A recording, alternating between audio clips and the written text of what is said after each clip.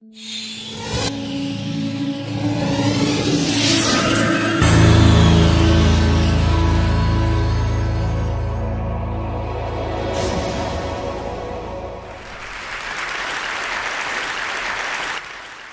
I'd like to start by focusing on the world's most dangerous animal.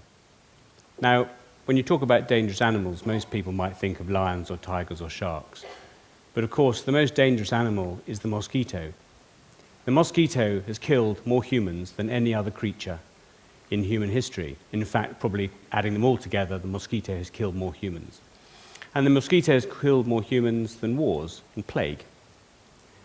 And you would think, would you not, that with all our science, with all our advances in society, with better towns, better civilization, better sanitation, wealth, that we would get better at controlling mosquitoes and hence reduce this disease. And that's not really the case. If it was the case, we wouldn't have between 200 and 300 million cases of malaria every year. And we wouldn't have 1.5 million deaths from malaria. And we wouldn't have a disease that was relatively unknown 50 years ago, now suddenly turned into the largest mosquito-borne virus and threat that we have, and that's called dengue fever. So 50 years ago, pretty much no one had heard of it, no one certainly in the sort of European environment. But dengue fever now, according to the World Health Organization, infects between 50 and 100 million people every year, so that's equivalent to the whole of the population of the UK being infected every year. Other estimates put that number at roughly double that number of infections. And dengue fever has grown in speed quite phenomenally. In the last 50 years, the incidence of dengue has grown 30-fold. Now, let me tell you a little bit about what dengue fever is for those who don't know. Now, let's assume you go on holiday. Let's assume you go to the Caribbean, or you might go to Mexico, you might go to Latin America, Asia, Africa, anywhere in Saudi Arabia, you might go to India, the Far East. It doesn't really matter, it's the same mosquito and it's the same disease. You're at risk. And let's assume you're bitten by a mosquito that's carrying that virus. Well, you could develop flu-like symptoms, they could be quite mild. You could develop nausea, headache, your muscles could feel like they're contracting, and you could actually feel like your bones are breaking. And that's the nickname given to this disease. It's called break bone fever, because that's how you can feel. Now, the odd thing is that once you've been bitten by this mosquito and you've had this disease, your body develops antibodies. So if you're bitten again with that strain, it doesn't affect you. But it's not one virus, it's 4. And the same protection that gives you the antibodies and protects you from the same virus that you had before actually makes you much more susceptible to the other 3.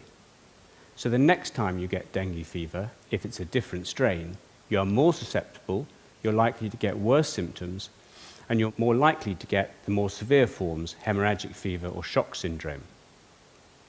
So you don't want dengue once, and you certainly don't want it again. So why is it spreading so fast? And the answer is this thing. This is Aedes aegypti. Now, this is a mosquito that came, like its name suggests, out of North Africa. And it's spread around the world. Now, in fact, a single mosquito will only travel about 200 yards in its entire life. They don't travel very far. What they're very good at doing is hitchhiking, particularly the eggs. They will lay their eggs in clear water, any pool, any puddle, any bird bath, any flower pot, anywhere there's clear water, they'll lay their eggs. And if that clear water is near freight, it's near a port, if it's anywhere near transport, those eggs will then get transported around the world. And that's what's happened. Mankind has transported these eggs all the way around the world, and these insects have infested over 100 countries, and there's now 2.5 billion people living in countries where this mosquito resides. To give you just a couple of examples how fast this has happened, in the mid-70s, Brazil declared, "We have no Aedes aegypti." And currently they spend about $1 billion now a year trying to get rid of it, trying to control it, just one species of mosquito. 2 days ago, or yesterday, I can't remember which, I saw a Reuters report that said Madeira had their first cases of dengue, about 52 cases with about 400 probable cases. That's 2 days ago. Interestingly, Madeira first got the insect in 2005, and here we are a few years later, first cases of dengue. So the one thing you'll find is that where the mosquito goes, dengue will follow. Once you've got the mosquito in your area, anyone coming into that area with dengue, mosquito will bite them, mosquito will bite somewhere else, somewhere else, somewhere else, and you'll get an epidemic. So, we must be good at killing mosquitoes. I mean, that can't be very difficult. Well, there's two principal ways. The first way is that you use larvicides. You use chemicals, you put them into water where they breed. Now, in an urban environment, that's extraordinarily difficult. You've got to get your chemical into every puddle, every bird bath, every tree trunk. It's just not practical. The second way you can do it is actually trying to kill the insects as they fly around. This is a picture of fogging. Here what someone is doing is mixing up chemical in a smoke and basically spreading that through the environment. You could do the same with a spray spray. This is really unpleasant stuff. And if it was any good, we wouldn't have this massive increase in mosquitoes, and we wouldn't have this massive increase in dengue fever. So it's not very effective, but it's probably the best thing we've got at the moment. Having said that, actually, your best form of protection and my best form of protection is a long-sleeve shirt and a little bit of DEET to go with it. So let's start again. Let's design a product right from the word go and decide what we want. Well, we clearly need something that is effective at reducing a mosquito population. There's no point just killing the odd mosquito here and there. We want something that gets that population right the way down so it can't get the disease transmission. Clearly, the product you've got has got to be safe to humans. We are going to use it in and around humans. It has to be safe. We don't want to have a lasting impact on the environment. We don't want to do anything that you can't undo. Maybe a better product comes along in 20, 30 years. Fine. We don't want lasting environmental impact. We want something that's relatively cheap or cost-effective because there's an awful lot of countries involved, and some of them are emerging markets, some of them emerging countries, low income. And finally, you want something that's species-specific.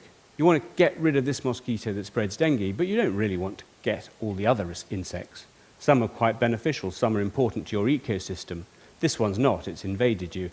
But you don't want to get all of the insects, you just want to get this one. And most of the time, you'll find this insect lives in and around your home. So this, whatever we do, has got to get to that insect. It's got to get into people's houses, into the bedrooms, into the kitchens. Now, there are two features of mosquito biology that really help us in this project. And that is, firstly, males don't bite. It's only the female mosquito that will actually bite you. The male can't bite you, won't bite you, doesn't have the mouth parts to bite you. It's just the female.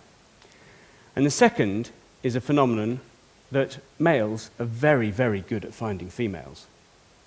If there's a male mosquito that you release and if there's a female around, that male will find the female. So basically, we've used those two factors. So here's a typical situation. Male meets female, lots of offspring. A single female will lay about up to 100 eggs at a time, up to about 500 in her lifetime. Now, if that male is carrying a gene which causes the death of the offspring, then the offspring don't survive. And instead of having 500 mosquitoes running around, you have none. And if you can put more, I'll call them sterile, the offspring will actually die at different stages, but I'll call them sterile for now. If you put more sterile males out into the environment, then the females are more likely to find a sterile male than a fertile one, and you will bring that population down. So the males will go out, they'll look for females, they'll mate. If they mate successfully, then no offspring. If they don't find a female, then they'll die anyway. They only will live a few days. And that's exactly where we are. So this is technology that was developed in Oxford University a few years ago. The company itself, Oxitec, we've been working for the last 10 years, very much on a sort of similar development pathway that you'd get with a pharmaceutical company. It's about 10 years of internal evaluation, testing, to get this to a state where we think it's actually ready. And then we've gone out into the big outdoors. always with local community consent, always with the necessary permits. So we've done field trials now in the Cayman Islands, small one in Malaysia, and 2 more now in Brazil. And what's the result? Well, the result has been very good. In about 4 months of release, we've brought that population of mosquitoes, in most cases we're dealing with villages here, about 2,000, 3,000 people, that sort of size, starting small. We've taken that mosquito population down by about 85% in about 4 months. And in fact, the numbers after that get very difficult to count because there just aren't any left. So that's been what we've seen in Cayman, it's been what we've seen in Brazil when in those trials.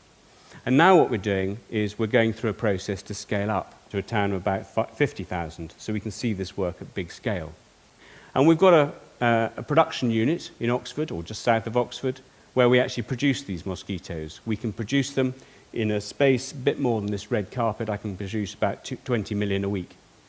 We can transport them around the world. It's not very expensive because a coffee cup, something the size of a coffee cup, will hold about 3 million eggs. So freight costs aren't our biggest problem. So we've got that. You could call it a mosquito factory. And for Brazil, where we've been doing some trials, the Brazilian government themselves have now built their own mosquito factory, far bigger than ours, and we'll use that for scaling up in Brazil. There you are. We've sent mosquito eggs. We've separated the males from the females. The males have been put in little pots, and the truck is going down the road, and they are releasing males as they go. It's actually a little bit more precise than that. You want to release them so that you get good coverage of your area. So you take a Google map, you divide it up, work out how far they can fly, and make sure you're releasing such that you get coverage of the area. And then you go back, and within a very short space of time, you're bringing that population right the way down.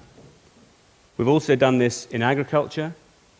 We've got several different species of agriculture coming along, and I'm hoping that soon we'll be able to get some funding together so we can get back and start looking at malaria. So that's where we stand at the moment, and I've just got a few final thoughts, which is that this is another way in which biology is now coming in to supplement chemistry in some of our societal advances in this area. And these biological approaches are coming in very different forms. And when you think about genetic engineering, we've now got enzymes for industrial processing, enzymes, genetically engineered enzymes in food, we have GM crops, we have pharmaceuticals, we have new vaccines, all using roughly the same technology, but with very different outcomes. And I'm in favour, actually, of course I am, I'm in favour of particularly where the older technologies don't work well or become unacceptable. And although the techniques are similar, the outcomes are very, very different. And if you take our approach, for example, and you compare it to, say, GM crops, both techniques are trying to produce a massive benefit. Both have a side benefit, which is that we reduce pesticide use tremendously. But whereas a GM crop is trying to protect the plant, for example, and give it an advantage, what we're actually doing is taking the mosquito and giving it the biggest disadvantage it can possibly have, rendering it unable to reproduce effectively. So for the mosquito, it's a dead end. Thank you very much.